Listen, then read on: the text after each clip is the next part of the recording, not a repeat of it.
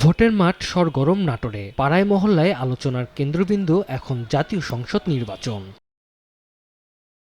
এরই মধ্যে নাটোরের 4টি সংসদীয় আসনে প্রার্থী চূড়ান্ত করেছে বিএনপি, জামায়াতে ইসলামী, এনসিপি ও ইসলামী আন্দোলন। বর্তমানে সভা সমাবেশ সহ বিভিন্ন গণসংযোগে ব্যস্ত সময় পার করছেন প্রার্থীরা। 4টি আসনে বেশিরভাগ সময় বিএনপির আধিপত্য ছিল। আগামী নির্বাচনে তাই নিজেদের জনপ্রিয়তা ধরে রাখতে চান দলটির প্রার্থীরা। তবে শক্ত লড়াইয়ের কথা জানান অন্য দলের প্রার্থীরা। দীর্ঘ 24 বছর পর এই সদর আসনে আবারও আমার নির্বাচন করার সুযোগ হয়েছে। আমি আলহামদুলিল্লাহ আল্লাহর কাছে কৃতজ্ঞতা জানাই। বর্তমান জনগণ চাঁদাবাজি, দুর্নীতি, লুটপাট, সন্ত্রাস এর বিরুদ্ধে চরম ক্ষিপ্ত এবং জনগণ একটা আশ্রয় চায়।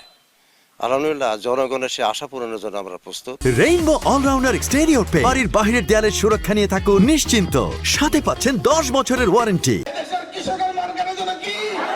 জয় নিশ্চিত করতে প্রচার প্রচারণায় পিছিয়ে নেই অন্য দলের প্রার্থীরাও। আওয়ামী লীগ নির্বাচনে আসতে না পারায় দলটির সমর্থকদের ভোট নিজেদের পক্ষে নেয়ার চেষ্টা করছেন তারা। সিংড়া উপজেলার মানুষ যদি আমাকে ভালো মতো বুঝতে পারে, আমি তাদেরকে বোঝাতে সক্ষম হই। ইতিমধ্যে যেভাবে প্রচার হয়েছে, যেভাবে লোকজনের জানাজানি হয়েছে, যে আগ্রহ আমি লক্ষ্য করেছি তাদের ভিতরে, যে আমাদের মতো মানুষ তারা রাজনীতিতে আসুক, তারাই পার্লামেন্টে যাক। সব জায়গাতে ইনশাল্লাহ অন্যান্য প্রার্থীদের তুলনায় আমাদের সাড়া আসতেছে। সবাই বলছে ইসলামী দলকে এবার আমরা ভোট দিব।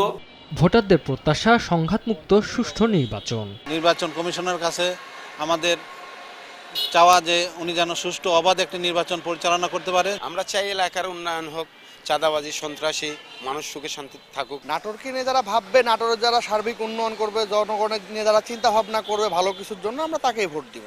নাটোর জেলায় মোট ভোটার সংখ্যা 15,30,337 জন।